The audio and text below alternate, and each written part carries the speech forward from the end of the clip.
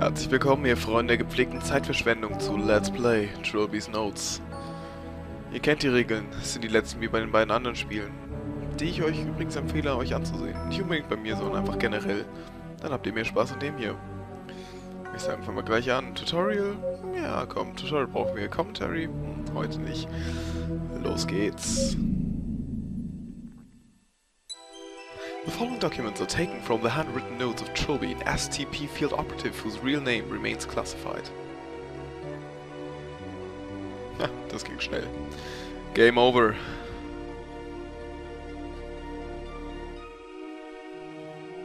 That was what I thought as I stood and watched the full manor collapse into burning ash. The ordeal was over. Those 5 days cost us all so much. Philip and AJ paid with their lives. They were the fortunate ones. Jim Fowler was expelled from school for truancy, a bright future in tatters. Simone Taylor took to the bottle. Her broadcast became stirred, her eyes hollow and unwelcoming.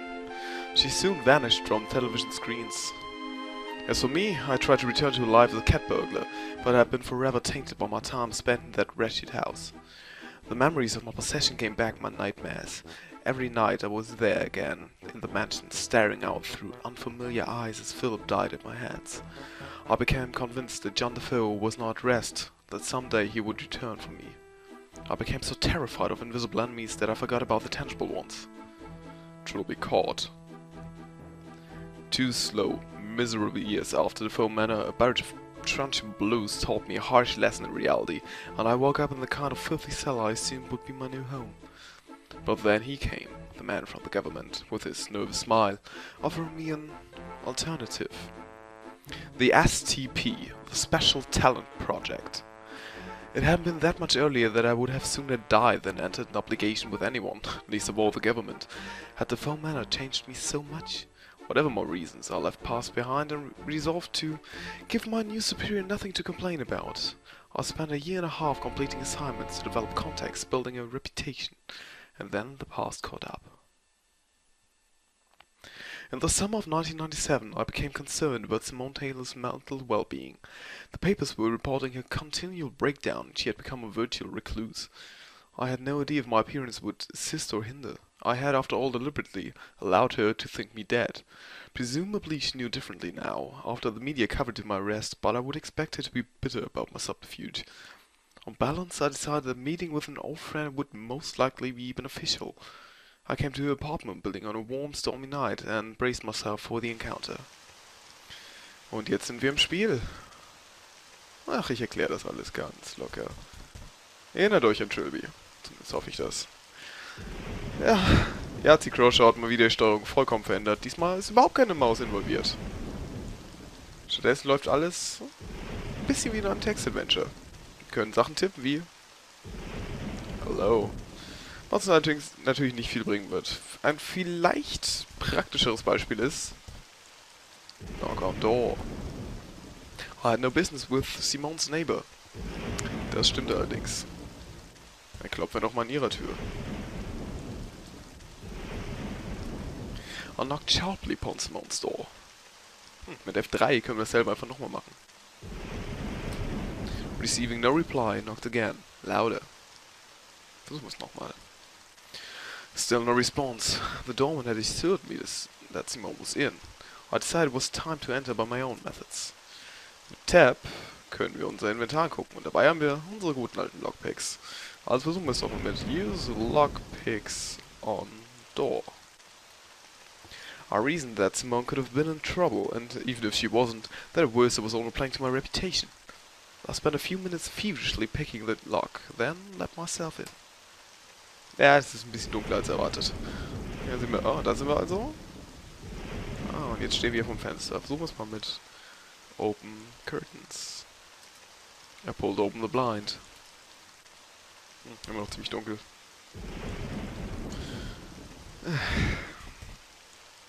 Wenigstens haben wir sie gefunden. The body on the floor was undoubtedly Simone. I felt for a pulse, and my hands came away stained with long cool blood. My fingers traced the outline of a large wound, a torso slashed by a big weapon, wielded by a big assailant. I called for an ambulance, as futile as it would be, and left before they arrived. 'Twas a long, dark night. The Due to me being a clear murder suspect, I was relieved from duty for the week it took for the Ministry of Occultism to inspect the flat and confirm supernatural activity. My superiors simultaneously apologized and assigned me to investigate if there was a connection to the Foreman incident. Merely reading those 3 words, capitalized on the front of a loose leaf file, brought the nightmare aspect with more intensity than ever. Sure enough, the field agent reported that looters had discovered and sold several artifacts from the mansion, including the wooden idol that housed John Defoe's soul. To my surprise, no murder had been reported or committed by anyone who had came into contact with that accursed trinket. I did not find this reassuring. I quickly advised James Fowler to go into hiding. He was stunned, but agreed. The boy had sense and still respected my judgment. This done, I began following the idol's trail. From the pawn shop it had entered the possession of one Professor Abbott Carhall, an authoritative historian.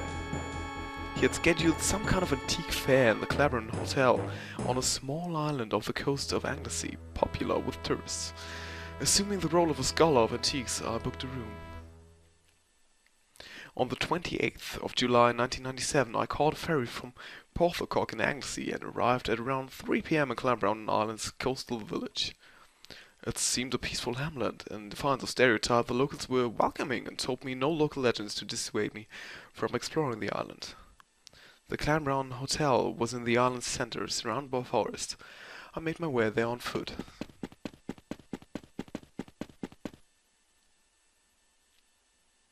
As soon as I arrived, I was greeted by a balding man in a grey anorak. I wondered if I was expected to know who he was.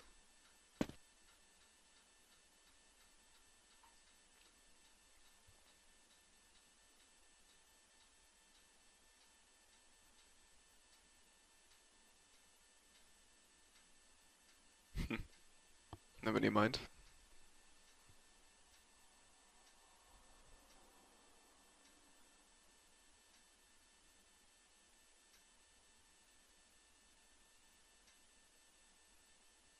Hmm.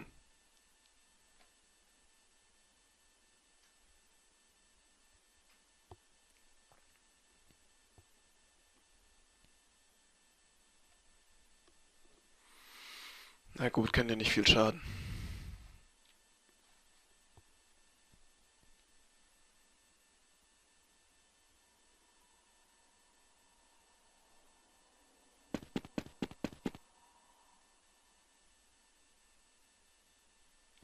Klingt nach einem guten Plan.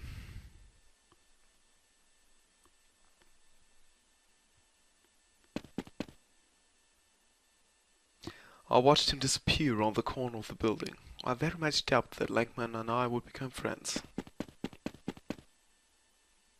The Clambrowne Hotel lobby was a warm welcome. The building was certainly well maintained, and yet there was something about it that nagged at the back of my mind, quickening my pulse. I dismissed the sensation, an act which, in retrospect, I would come to regret. Terence Railby. Oh wow, Trilby. Da habe ich mehr erwartet. 3C ist also unser Raum. Unser Zimmer.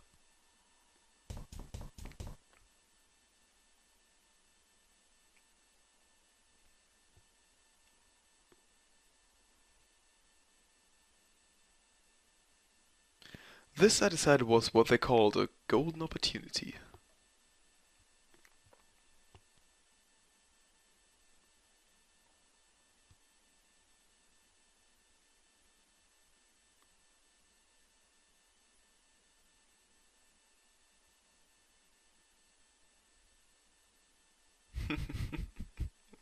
Clever gelöst, Trilby, muss man sagen.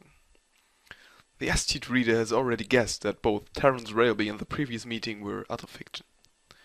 I had spent some time studying Carl's movement and habits. He was, by all accounts, absent-minded, and there was something I could use.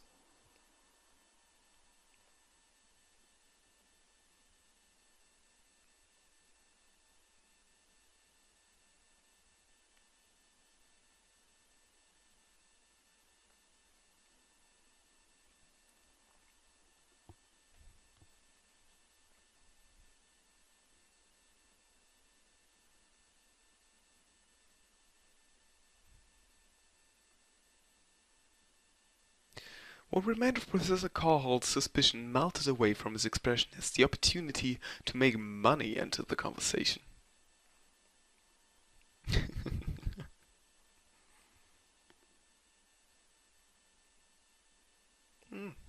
Was zu trinken klingt doch ganz gut.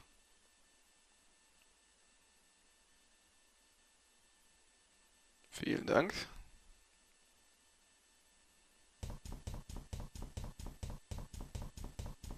Hallöchen.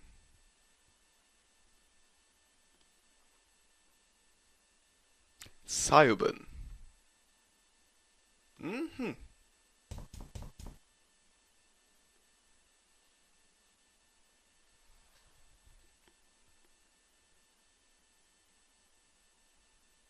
Hm.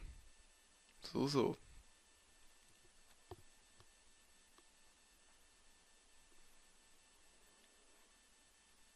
Ach, jetzt sind wir schon bei Terry. Na gut, soll mir recht sein.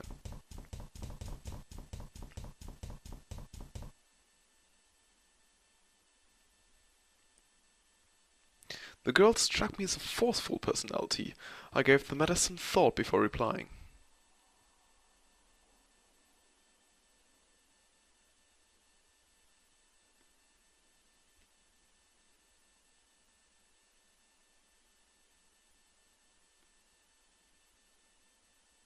Hey, nicht nett.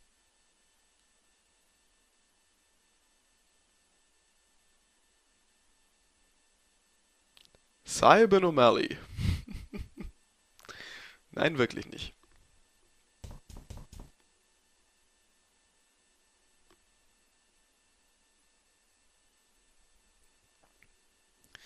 When talking to characters, you must specify topic of conversation. Das stimmt allerdings. Also man kann die Leute auf mehrere Sachen ansprechen. Wir sollen versuchen, talk to Abbott about the Foam Manor. Nur wo wir gerade bei den Klamotten waren, kann es sein, dass Trilby hier dieselben Klamotten trägt wie eines der Alternativkostüme in The Art of Theft? Ist mir gerade aufgefallen, müsste ich vielleicht mal nachgucken. Na gut. Talk to Abbott about the Foam Manor.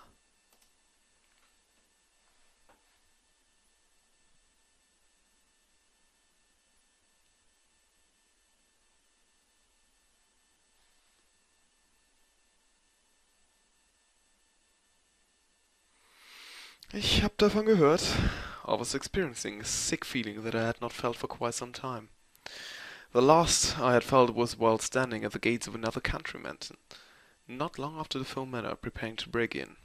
Recalling those 5 wretched days churned my stomach with fear, turning what had once been the joy of thievery into an exercise in anxiety. Discussing it brought that feeling back, the act of feigning ignorance, while visions of welding masks and machetes flooded my mind's eye and worsened them.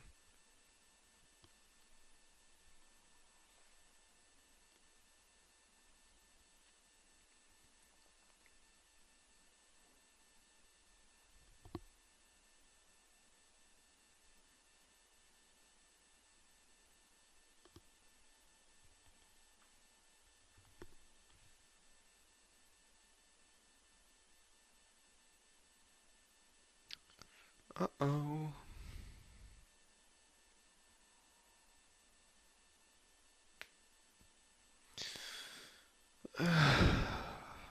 Ich will's nicht fragen. Ich will's wirklich. Aber es gibt nur eins, was ich wirklich wissen will.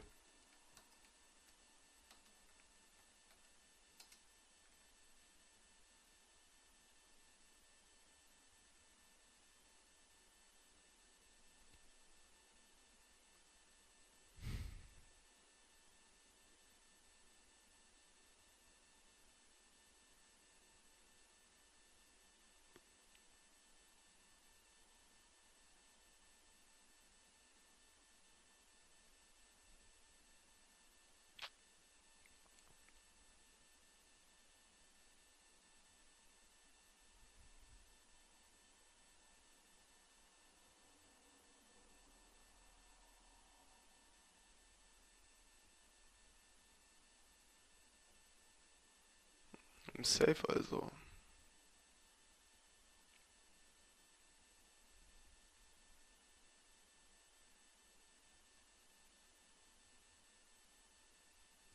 Inwardly, I just want to get this mission completed as fast as possible, but I didn't want to risk suspicion or giving off the wrong impression.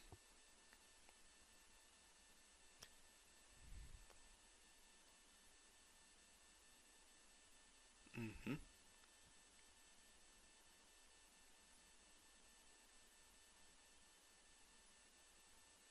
The painting?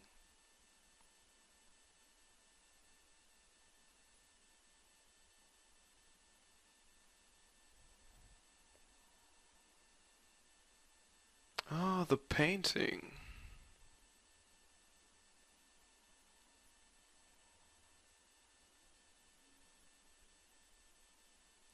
Instantly, I recalled the sick feeling I had felt in the lobby. I had seen the painting, but had paid it little heed.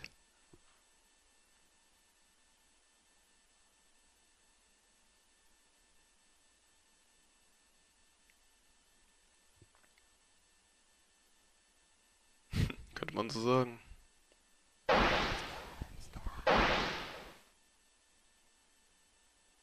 Was?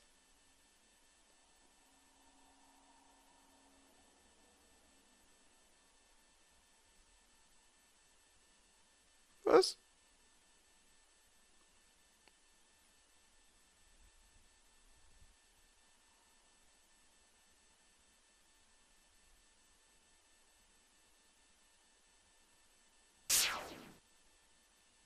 My head was spinning, and a sudden nausea churned in my gut. The world seemed to be pulsating, the corners of the room wavering like a heat haze.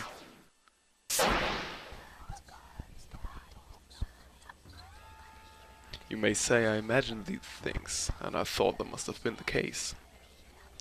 Was I going out of my mind? Was the hotel really changing to some nightmarish twin? Was I the only one who could see it? If I was hallucinating, it was too complex. The hardwood floor beneath my feet felt real enough. The horrendous stench of rotting flesh that reached my nostrils could not have been conjured by my imagination. I decided I had to find John Defoe's idol as soon as possible. If not that, then at least the painting Carl had mentioned. I was convinced that some connection lay between Defoe Manor and his sudden madness.